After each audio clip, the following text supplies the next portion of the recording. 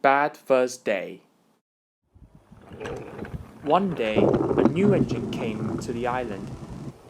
He arrived at the sheds, and the Fat Controller stepped out of his cab. Engines, meet Neville. He'll be helping out with the freight traffic, along with Murdoch. I hope you make him feel welcome. A happy engine is a useful engine. Meanwhile, Thomas was shunting trucks in the yard when the yard manager came to see him. The viaduct near your branch line is unsafe. You are to collect a piece of ironwork so the viaduct can be repaired.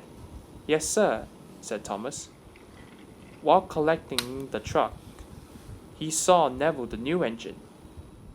Neville was a steam engine, but he had a square body like a diesel. Neville was backing up towards some trucks. Nearly there, said Diesel. Then there was trouble. Careful, clumsy wheels, Diesel laughed. Neville looked sad.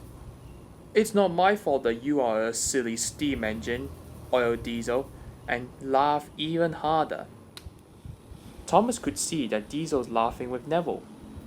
That must be the new engine, he thought. He must be friends with the Diesels, he said as he left. That's enough, Diesel, said Boko. Leave Neville be, and go off do your own work. Diesel snorted and left. Sorry about Diesel. He can be deaf from time to time, especially with new steam engines arriving. I understand. And what's your name? My name is Boko, and I'm used to these naughty Diesels, or say devious Diesels. Okay, said Neville. Don't worry, Neville. You'll be fine. Besides, what could possibly go wrong? As Thomas collected his brake van, he met up with Oliver. Have you met the new engine yet? Oliver asked. Yes, but we must be careful. I saw him at the yard with Diesel. They were laughing together. Oliver was shocked. A steam engine friendly with Diesels? As Thomas left, Oliver became suspicious. Unbelievable, said Donald. Why would Neville do that kind of thing? Well, I'm not really sure about that, said Duck. I think we're not hearing the story properly. I think we should find someone else and find out what's really going on there, other than Thomas.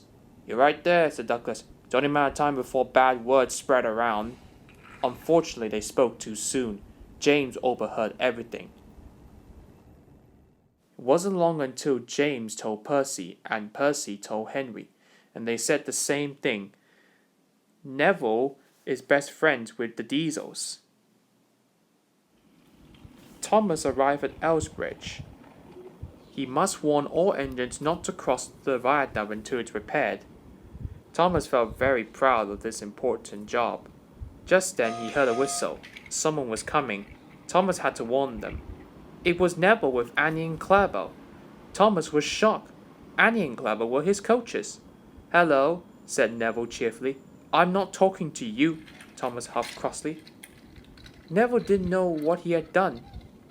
Then Henry pulled in next to Neville. Hello, said Neville happily. Henry let out a whoosh of steam. It's no use trying to make friends with you. You make friends with Diesels better. Thomas was surprised, but the station master blew his whistle and Neville puffed sadly away. When did you hear that? Asked Thomas. Don't you know? Said Henry. Percy told me. James told Percy. James heard it from Oliver, and Oliver said it was told from you. But I only said to Oliver that I seen Neville with Diesel. Then Edward arrived. Had you heard about Neville? Boko told me that he saw Diesel being horrible to him at the yards. Henry was shocked. Thomas couldn't believe it. Neville wasn't friends with Diesel after all. Where was Neville going? Said Henry. Cinders and ashes, cried Thomas. Neville's heading for the viaduct. I must stop him. But by the time he raced there, it was already too late. Neville saw a barrier on the track. He slammed on his brakes, but it was too late. Neville was in terrible trouble. He was come off the rails and now was dangling over the viaduct. Thomas knew it was all his fault. He steamed slowly and carefully onto the viaduct. He gently bumped Clarabelle and was coupled on. Thomas was very scared.